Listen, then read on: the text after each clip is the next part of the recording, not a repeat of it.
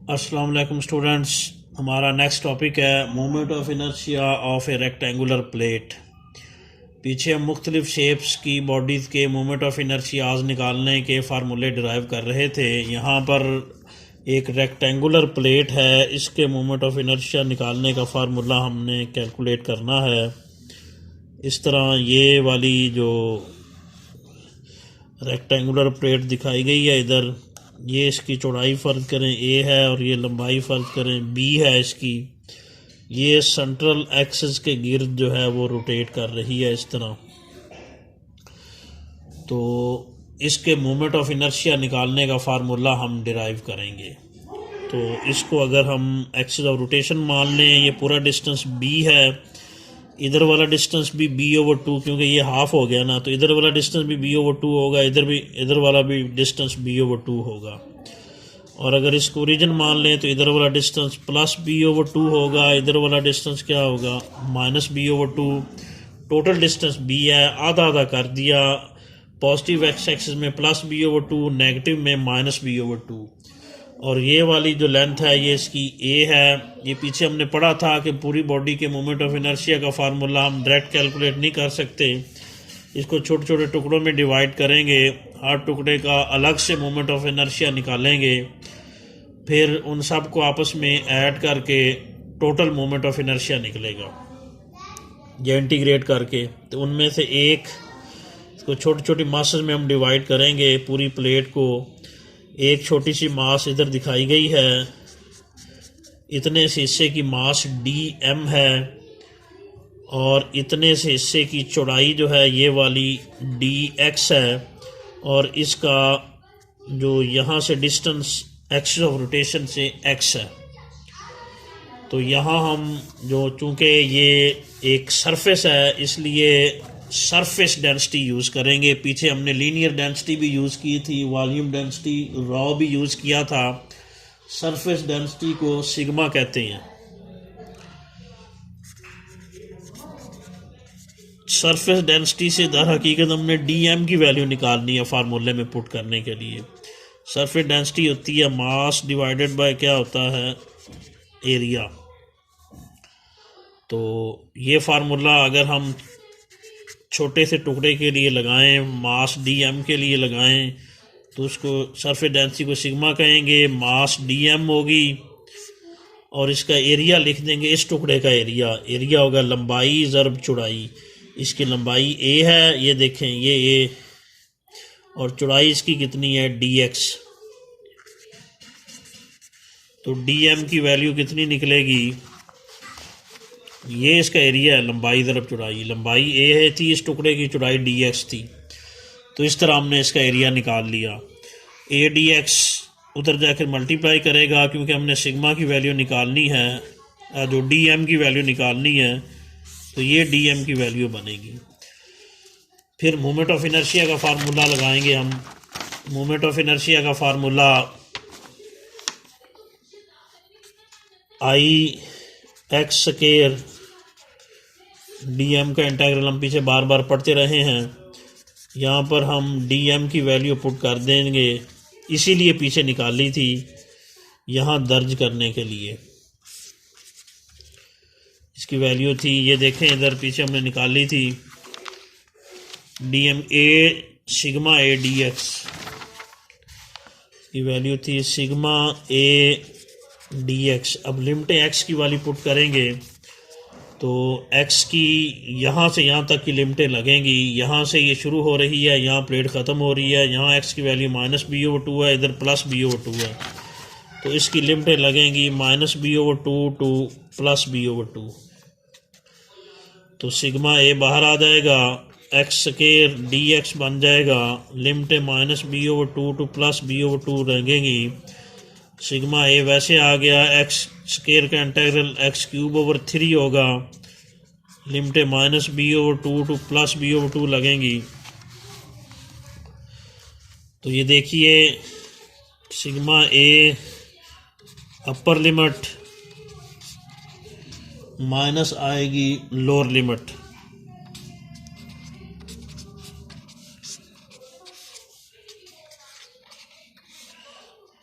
2 का cube 8 into 3 24 हो जाएगा, माइनस माइनस प्लस हो जाएगा, इधर भी उसी तरह ही आ जाएगा। इनको ऐड करेंगे तो 2 इंटू बी क्यूब और 24 हो जाएगा, ये कटेगा 12 रह जाएगा। तो वैल्यू हमारे पास निकलेगी आई की इस केस में, ये थी sigma A B cube over 12, sigma A B cube over क्या होगी 12 इसकी वैल्यू आएगी। यहाँ पर हम सिग्मा की वैल्यू पुट करेंगे। सिग्मा क्या था, सरफेस डेंसिटी था, और कंप्लीट प्लेट के लिए अगर हम सरफेस डेंसिटी निकालें, क्योंकि ये moment of inertia complete plate का आ गया है, तो कंप्लीट प्लेट के लिए मास m है, सिग्मा मास ओवर एरिया। पहले हमने सिग्मा की वैल्यू निकाली थी इस छोटे से सेगमेंट के लिए, अब ये टोटल मोमेंट ऑफ इनर्शिया आ गया तो सिग्मा की वैल्यू पुट करेंगे पूरी प्लेट वाली। तो पूरी प्लेट के लिए सरफेस डेंसिटी होगी मास ओवर एरिया, पूरी प्लेट के लिए लगाएंगे तो ऊपर मास ऑफ प्लेट, नीचे एरिया ऑफ प्लेट आएगा। Mass of plate capital M है, नीचे एरिया ऑफ प्लेट आएगी, और प्लेट का एरिया जो है ये होगा लंबाई ज़रब चौड़ाई। इसकी लंबाई b है और चौड़ाई कितनी है a है पूरी प्लेट के लिए, ये पुट करेंगे। बी ए लिख दें, ये भी लिख दें, ये सिग्मा की वैल्यू पुट करेंगे इक्वेशन नंबर 1 में। यहाँ पे ये कंप्लीट प्लेट के लिए सरफेस डेंसिटी है मास ओवर एरिया, कंप्लीट प्लेट का एरिया लंबाई ज़रब चौड़ाई, लंबाई b थी चौड़ाई a थी, ये बनेगा। तो आई की वैल्यू इन दैट केस बनेगी, सिग्मा की वैल्यू पुट करेंगे m ओवर ए बी, साथ ये a वैसे आ गया, b क्यूब ओवर क्या हो गया 12, तो a से कट गया, b क्यूब से कटा, b स्क्वायर रह गया, 1 ओवर 12 m b स्क्वायर। ये रेक्टेंगुलर प्लेट का मोमेंट ऑफ इनर्शिया निकलेगा 1 ओवर 12 m b स्क्वायर। और स्टूडेंट्स ये उस केस में निकलता है जब हमारे पास जो एक्सिस ऑफ रोटेशन है वो ये वाला हो, यानी इस पॉइंट के गिरदा गिर्द वो रोटेट कर रही हो। इस एक्सिस ऑफ रोटेशन के गिरदा गिर्द अगर मास रोटेट करे, ये यूं करके रोटेट करेगी, उस सूरत में ये मोमेंट ऑफ इनर्शिया होगा। अगर एक्सिस ऑफ रोटेशन हम इधर ले लें, यूं करके इधर ले लें, तो फिर ये a ओवर 2, ये भी क्या होगा a ओवर 2, यानी पहले एक्सिस ऑफ रोटेशन वर्टिकल था, अगर एक्सिस ऑफ रोटेशन हॉरिजॉन्टल हो जाए, यूं करके ये इस एक्सिस के गिर्द रोटेट करे, इस एक्सिस के गिर्द अगर ये रोटेट करेगी, इस तरह ये हॉरिजॉन्टल एक्सिस के गिर्द अगर ये रोटेट करे, तो उस केस में मोमेंट ऑफ इनर्शिया इसका कितना होगा। ये इधर देखें, ये वर्टिकल एक्सिस के गिर्द निकला है, फॉर हॉरिजॉन्टल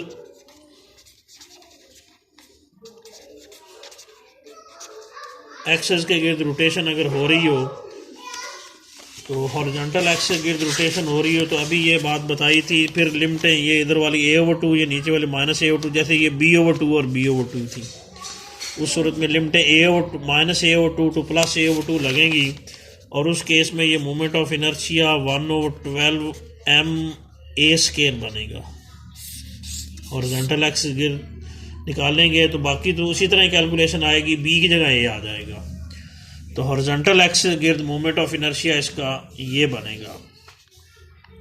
और अगर ये मास जो है वो रोटेट कर रही हो, जो और ये प्लेट जो है वो रोटेट कर रही हो इस तरह, ये देखें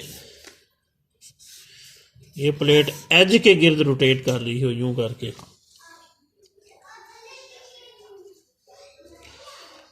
इस एज के गिर्द रोटेशन हो रही हो, यानी यूं कह लें कि पहले तो ये सेंटर के गिर्द रोटेट कर रहा था, अब यहाँ एज के गिर्द अगर रोटेट करे, यानी कोने पे इसका एक्सिस ऑफ रोटेशन आ जाए, तो उस केस में मोमेंट ऑफ इनर्शिया निकालने के लिए हम पैरेलल एक्सिस थ्योरम यूज़ करेंगे।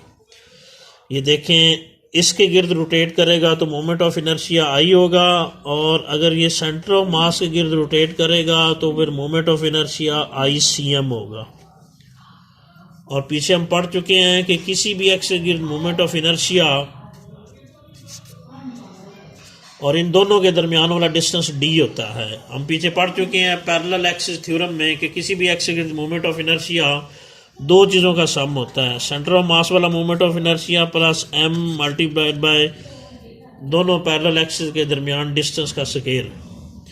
तो इनकी वैल्यूज पुट कर दें। हमारी इस फिगर में पहले हमने ये जो निकाला है वो ICM ही है, अभी जो कैलकुलेट किया है। ये देखें, ये सेंटर के गिर्द रोटेट कर रहा था और ये मोमेंट ऑफ इनर्शिया ये निकला था उसका 1/12 mv²। ये ICM ही निकाला था पहले, अभी जो ड्राइव किया है। और m ये पूरा डिस्टेंस b था, इतना डिस्टेंस क्या था b/2 पिछली फिगर में, ये डिस्टेंस b/2 था, यानी d किसके इक्वल है b/2 के। ये देख सकते हैं फिगर में ये जो डिस्टेंस था ये वाला ये b/2 था।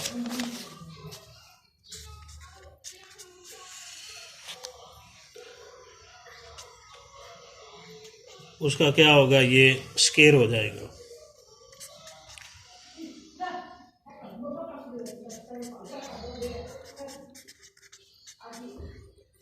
इस सूरत में ये बनेगा 1/4 mv²।